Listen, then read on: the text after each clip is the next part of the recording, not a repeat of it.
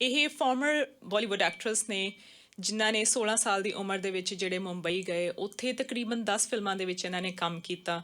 ਕਾਫੀ ਸਾਰੇ famous actor ਐਕਟਰੈਸਿਸ ਜਿਵੇਂ ਸੁਨੀਲ ਸ਼ੈਟੀ, ਸਲਮਾਨ ਖਾਨ, ਸੈਫ ਅਲੀ ਖਾਨ, ਸ਼ਿਲਪਾ ਸ਼ੈਟੀ ਤੇ ਹੋਰ ਕਾਫੀ ਸਾਰੇ ਐਕਟਰ ਐਕਟਰੈਸਿਸ ਨਾਲ ਇਹਨਾਂ ਨੇ ਕੰਮ ਕੀਤਾ।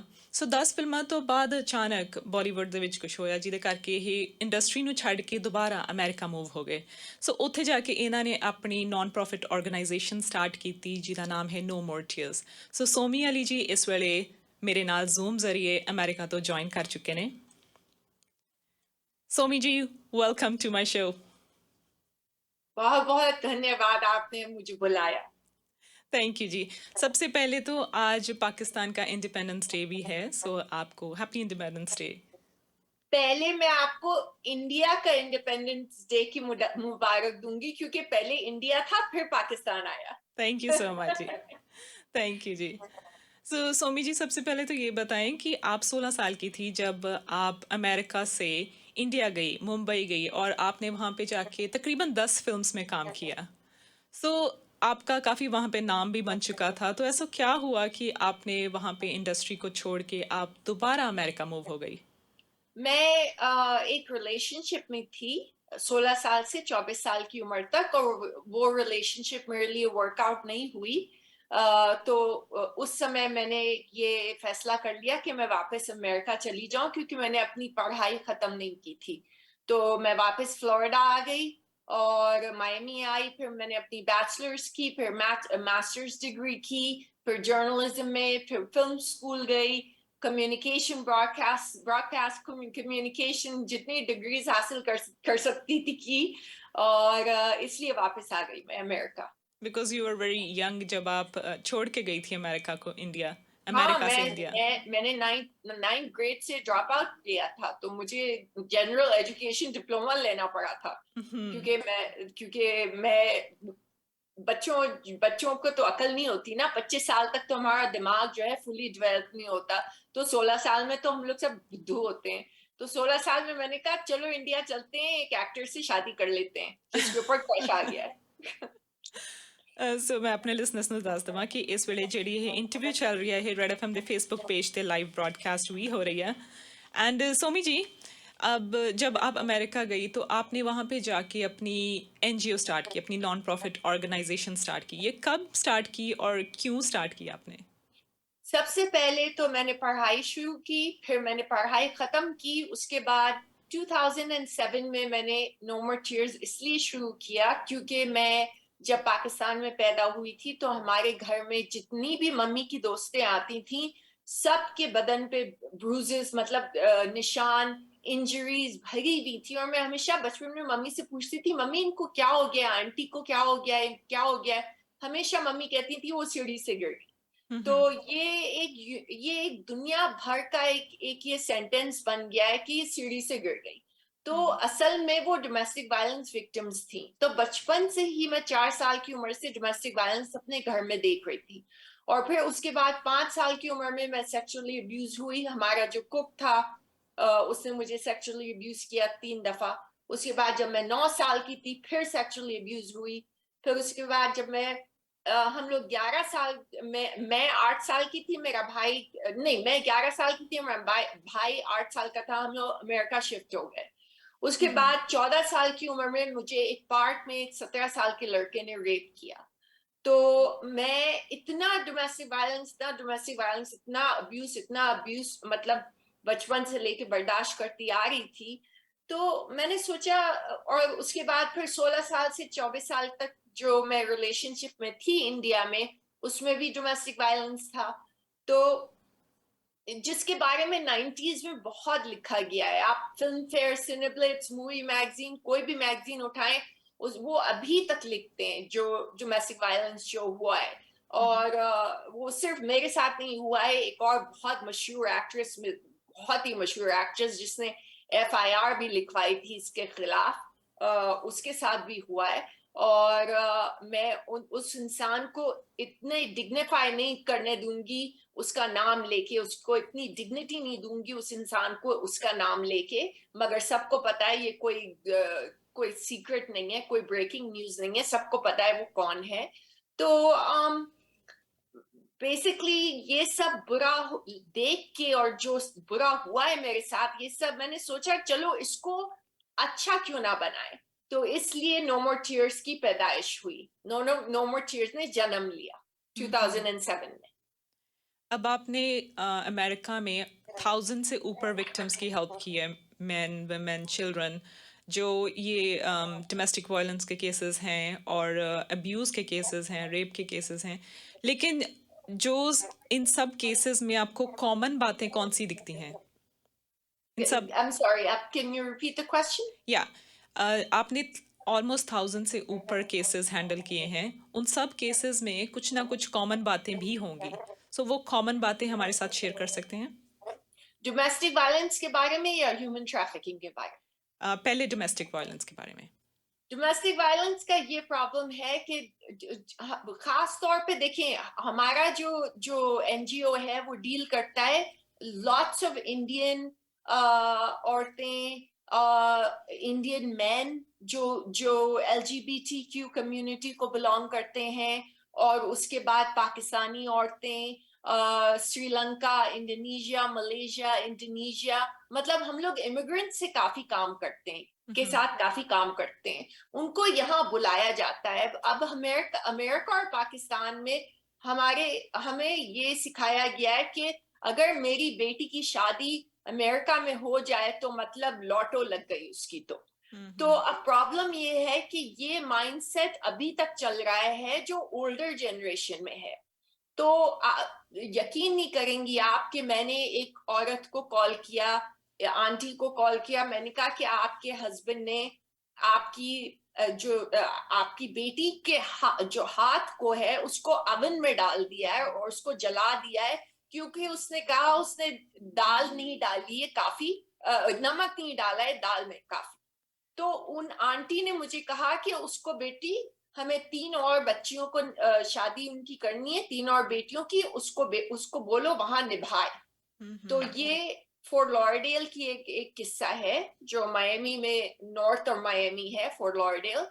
तो वो फिर हमें उस लड़की की मदद करनी पड़ी, और आज वो लड़की नर्स है, और क्योंकि उसके माँ बाप नहीं चाहते थे कि वो वापस आए। तो बहुत मुश्किल होती है।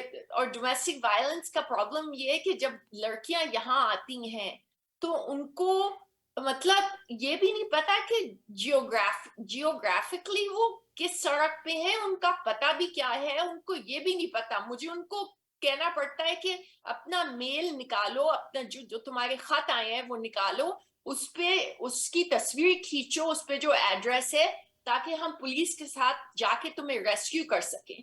तो बहुत ऑब्स्टिकल्स हैं, और सोशल सपोर्ट तो कोई देता ही नहीं है। जहां डोमेस्टिक वायलेंस का नाम आया सब भाग जाते हैं, क्योंकि सब डरते हैं, क्योंकि कोई कोई ये अब्यूजर्स के पास गन होती है। और 8 साल पहले जब मेरा ऑफिस था प्लांटेशन में फोर्ट लॉडरडेल में, जो मायमी में है, तो एक ह्यूमन ट्रैफिकर ने मेरे यहाँ पे पिस्तौल रखी थी और कहा था ये मैं तुम्हें चेतावनी देता हूँ, इसके बाद तुम नहीं बचोगी। तो ये बहुत खतरनाक काम है, मगर हम हाथ पे हाथ रख के तो नहीं बैठ सकते, हमें इसके बारे में कुछ करना पड़ेगा। ये डोमेस्टिक वायलेंस कभी खत्म नहीं होगा हरमन, ये मैं भी जानती हूँ, तुम भी जानती हो, सारी दुनिया जानती है। मगर इसका ये मतलब नहीं है कि हम कोशिश ना करें, कुछ ना कुछ तो करना चाहिए ना। बिल्कुल। अब आपने डोमेस्टिक वायलेंस की बात की है, आपने साइकोलॉजी भी पढ़ी है। अ, आप बता सकते हैं what is battered women syndrome? What is? Battered women syndrome. आपकी आवाज सही से नहीं आ रही है। बैटर्ड वुमेन सिंड्रोम कौन से हैं? बैटर्ड वुमेन सिंड्रोम ये होता है कि क्या हम लोग उम्मीद रखते हैं, और मैं इसकी शिकार हो चुकी हूँ, कि हम लोगों को ये उम्मीद होती है कि ये ठीक हो जाएगा, ये ठीक हो जाएगा, जैसे स्टॉकहोम सिंड्रोम होता है। तो ये मुझे मुझे याद है जब मैं छोटी थी तो मैं हमेशा ये उम्मीद रखती थी कि अच्छा आज मारा है, कल जो है वो फूल दे रहा है, या कल जो है वो मतलब प्यार कर रहा है, तो वो ठीक हो जाएगा, मैं इसको निभा लूंगी, इसको संभाल लूंगी, और भगवान की दया से ये अच्छा इसका जो है अंत होगा। तो औरत इंतजार करती है और उम्मीद पे कहते हैं दुनिया कायम है, मगर एक ऐसा वक्त होता है जो हमें उम्मीद को बिल्कुल खत्म कर देना चाहिए और मूव ऑन हो जाना चाहिए। और मेरे साथ एग्जैक्टली यही हुआ है 1999 में, कि मैंने सोचा कि नहीं, अब अगर मैं यहाँ से नहीं निकली तो मैं नहीं बचूंगी। मैं मतलब मेरा बिल्कुल मेंटली तो मैं नहीं बचूंगी, आई विल बी डिस्ट्रॉयड, मैं मेंटल असाइलम में एंड अप हो जाऊंगी, इतना बुरा हो चुका था। हम्म। आपने थोड़ी देर पहले ह्यूमन ट्रैफिकिंग की बात भी की है। सो ह्यूमन ट्रैफिकिंग का अगर किसी विक्टिम को अगर कोई बाहर देखता है, उसको आइडेंटिफाई करने के रेड फ्लैग्स कौन से हैं? तो ह्यूमन ट्रैफिकिंग के बहुत साइंस हैं। मैं इस वक्त कैलिफोर्निया में हूँ, यहाँ पे चैप्टर सेटअप करने नो मोर टीयर्स का, क्योंकि कैलिफोर्निया नंबर 1 है, हाईएस्ट रैंक करता है ह्यूमन ट्रैफिकिंग में। और ह्यूमन ट्रैफिकिंग जो है मोटेल्स में होता है, जो आप 1 घंटे पे किराए पे लेते हैं। और ह्यूमन ट्रैफिकिंग की सबसे यंगेस्ट जो उम्र है वो 8 साल लड़का है, 9 साल लड़की है। और ये इंस्टाग्राम, फेसबुक, ट्विटर, इन सब पे पकड़ते हैं ये ट्रैफिकर्स जो हैं।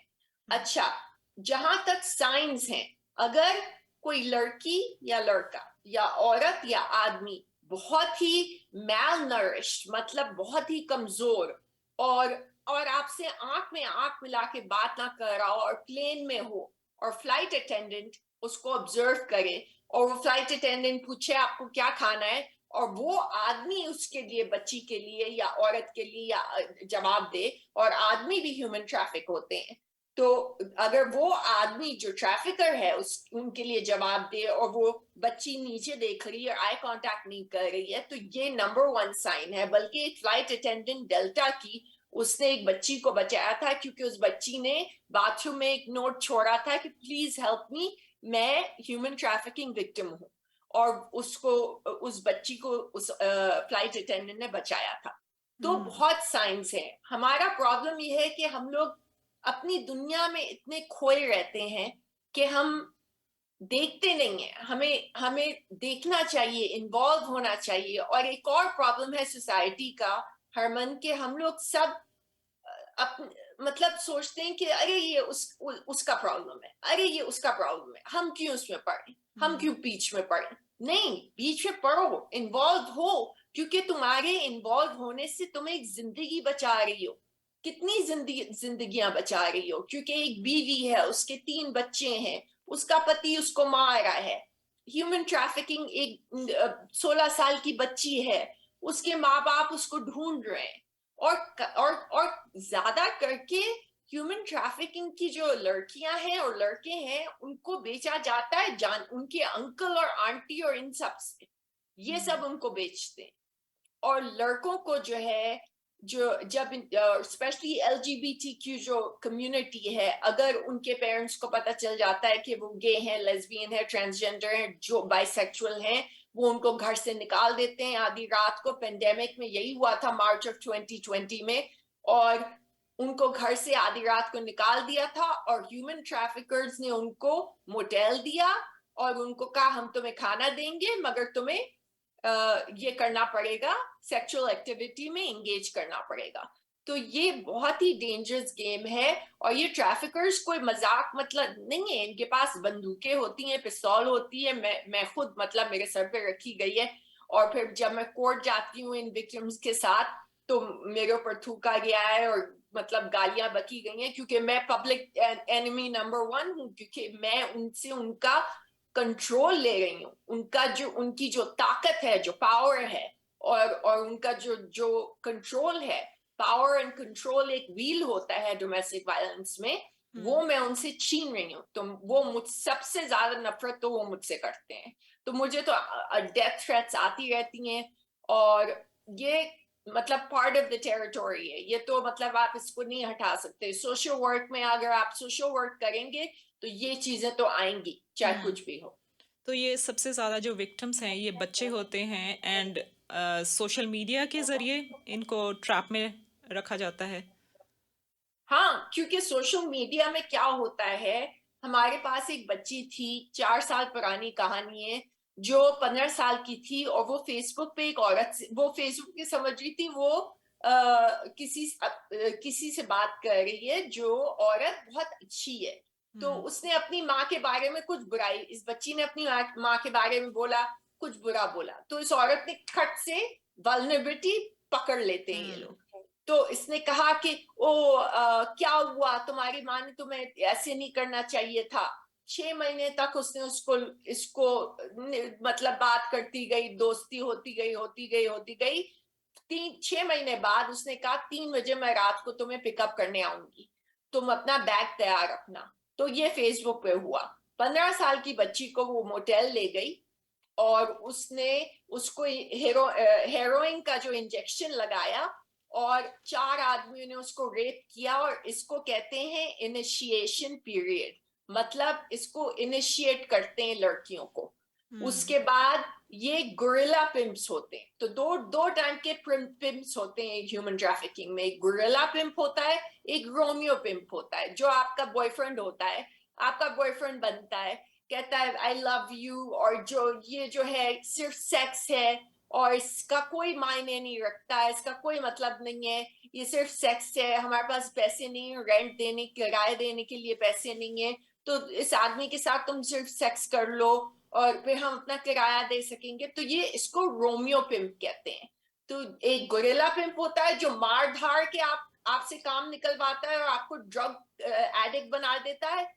और दूसरा, और आप अपने हेरोइन तो सबसे डेंजरस ड्रग है, मतलब सबसे खतरनाक ड्रग है। तो अगर आपको आपका नेक्स्ट फिक्स नहीं मिले हेरोइन का, तो आपकी हालत खराब होना शुरू हो जाती है। तो आप अपने नेक्स्ट फिक्स के लिए आप मान जाते हो कि आप 10 आदमियों के साथ एक दिन में आप सोगे। और ऐसे केसेस हम कितने हुए हैं, हम लोग अब मतलब 35,000 से ज्यादा हम लोगों ने आदमी, औरतें, बच्चे, पेट्स, LGBTQ मेंबर्स को बचाया है। कितने लोगों को बचाया है, अब तो 35,000 से ऊंचा हो गया है। और अब भगवान की दया से अब हम लॉस एंजलिस में मैं हूँ, आप देख सकती हैं मैं होटल में हूँ, और अब मैं यहाँ पे चैप्टर खोलने आई हूँ। और भगवान की दया से हम लोग यहाँ भी कामयाब होंगे। और कैलिफोर्निया नंबर 1 है, इससे मुझे बहुत खौफ है, बहुत डर है, क्योंकि यहाँ पे तो सबसे ज्यादा ह्यूमन ट्रैफिकिंग होती है। लेकिन अगर कोई बच्चा या कोई बच्ची इस प्रॉब्लम में फंस जाती है और किसी डर के वजह से अपने पेरेंट्स से बात नहीं कर रही है, सो उनका सपोर्ट सिस्टम कैसे हो, उसको वो कैसे हेल्प तक पहुंच सकती हैं? उस जो बच्ची या लड़का या जो भी है, उसको मैं एडवाइस करूंगी कोई भी इंसान को कि उसको एक सिर्फ नोट लिखो, और लिखो कि आर यू इन ट्रबल, आप क्या मुसीबत में हो। अगर आप मुसीबत में हो तो मैं आपकी मदद कर सकती हूँ। तो इसलिए मैं कहती हूँ कि इन्वॉल्व होना मस्ट है। सो मियाली जी, आपको मेरी आवाज़ आ रही है? हाँ, आ रही है। ओके जी, सो आपका कैमरा आई थिंक हमारी तरफ से बंद हो गया है। I am not sure. नहीं, इसमें मुझे लिखा हुआ आ रहा है time left 9 minutes 11 seconds। Okay, so will try to wrap up. ठीक जाने है, रैप अप कर लेंगे।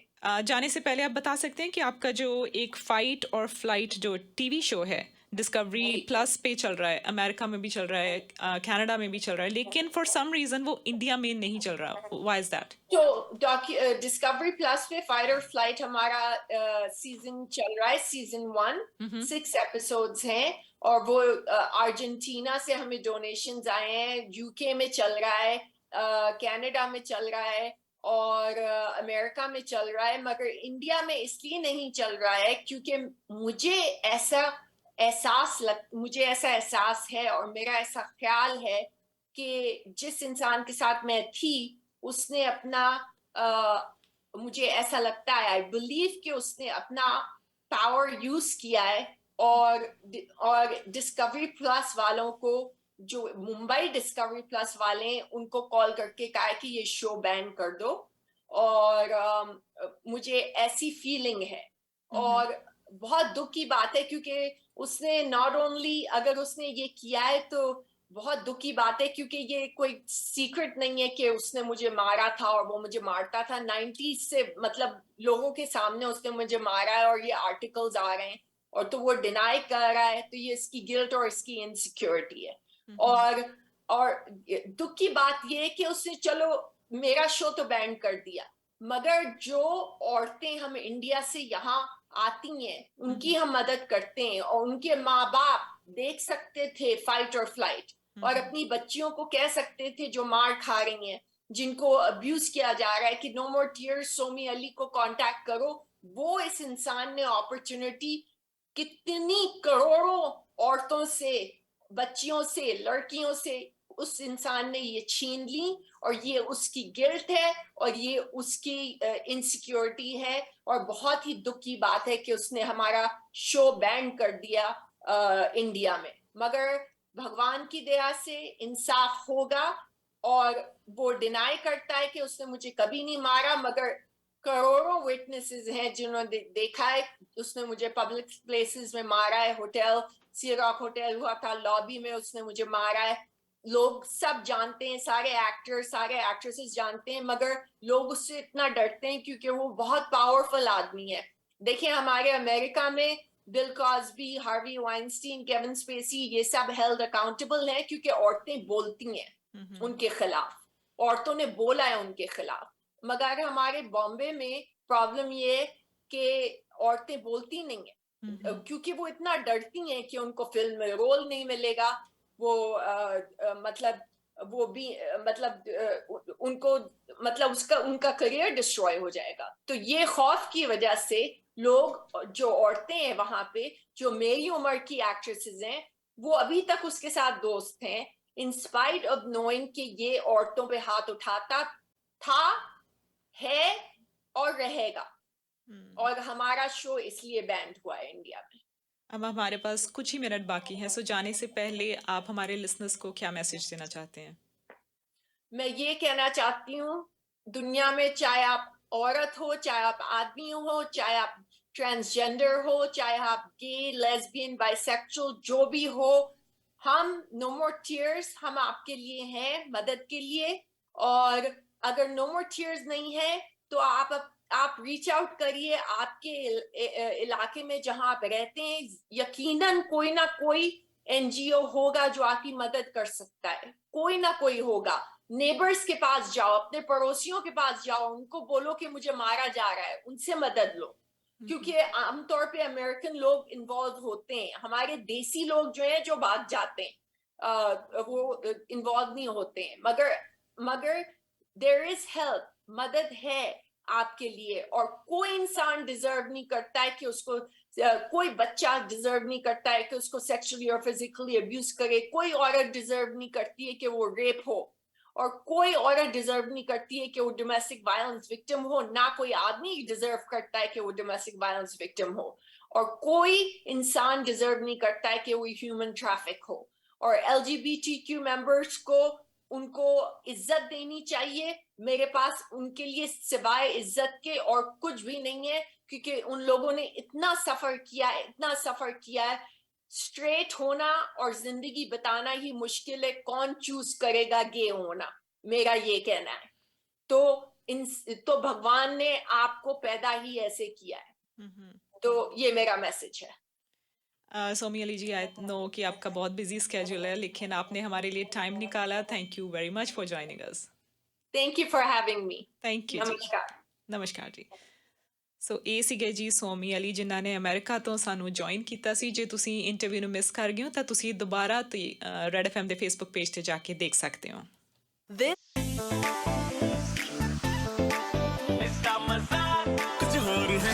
Red FM